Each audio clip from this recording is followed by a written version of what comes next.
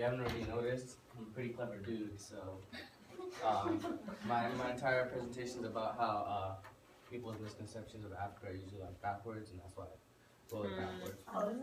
Alright, so let's get it started. Let's go. You can't time the first slide. Alright, here we go. So, them damn Americans. Alright? Let's be real. Most Americans think they know quite a bit, a fair amount about the entire world. But the truth of the matter is we're the most ethnocentric group of people. That's to say, we try to use our culture to define others. And so the hard truth is we don't know jack shit about anything outside the USA. So I was born in Kenya. It's a East African nation. And usually when I tell people that, they start saying, "Oh, that's really cool." And then after that, we get into the questions, and that's when I just went about to kill myself. So a lot of people, you'd be surprised, they think that this is a country. This. I don't know about you, but that's a pretty big country if I've ever seen one. Yeah. But if you look at this map, you see these lines, and what those lines mean are the divisions of different countries, alright? So, Africa is actually comprised of 53 independent countries, very large social groups in each one, and each are incredibly diverse. Kenya, for example, has 42 different tribes. Very different. And people also think that Africans speak African. They think, okay, back to the whole thing, Africa is one country, so they all must speak the same language, African. African does not exist. There's actually a language called Afrikaans, but let's be real, you didn't know that. So there are approximately actually like 1,500 to 2,000 different languages in Africa, and they say approximately because there's actually too many to count, so, yeah.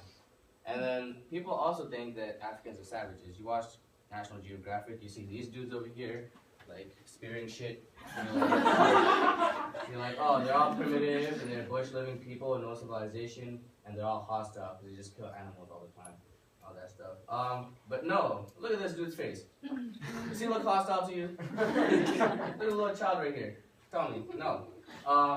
Actually a very civilized continent. There's many places in Africa where violence is actually frowned upon, like certain parts of Ethiopian culture are very benign. And then comes the question, so what do you guys eat? And they think that Africans only eat bugs, okay? There's a picture of two flies, doing their thing. And I just put some pictures of some bugs up. That's disgusting, they say, but actually the truth of the matter is, y'all need to chill out. There are, first and foremost, bugs are actually considered a delicacy in many Asian countries. So different places have different cuisines that define their traditions and culture, so to define what disgusting is kind of wrong. And the fact of the matter is that African cuisine is actually ranges from pastas to different rices, and it has a lot of English and Indian influences. Those are samosas right there, which are actually an Indian cuisine that me and my parents make all the time. It's really good. And then the next one is that we're all black. I mean, pretty self-explanatory. But no, kids, don't judge a book by its cover, because there's a very large amount of whites in South America, as a matter of fact, and in other, oh shit, that's supposed to be there. A large number of Indians in Eastern Africa as well. As I said, they come in, and a lot of our cuisine is influenced by them. And then they start saying that, yo, so do you have a pet lion, bro? And wow, do I have a pet lion? What? So I think to myself, so I just put up some patterns and stuff up there. Let's be real. If I had a pet lion, I'd probably be dead. Like this poor girl over here, that would be my head, and that would be the lion. It wouldn't end well. So think about you. Do you have a pet bear? No. So, no, I don't have pet lions. And that's a picture of a girl who beat a bear in chest and it's about to kill her. So where's the money at? There's a large misconception that all Africans and African nations are poor. You see that lady that comes on the commercials and like, every 30 seconds, this child, if you donate 15 cents, this kid over here will get some would get food for a year or some stupid shit like that.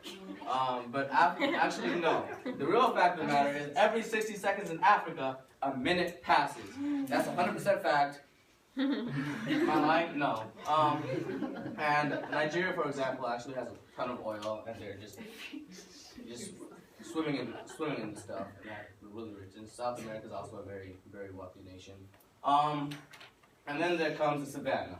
So you see that stuff, and you just like you watch TV, you see lions and all the documentaries and shit, and all they show is the savannah, lions, hyenas, and zebras running around all over the place.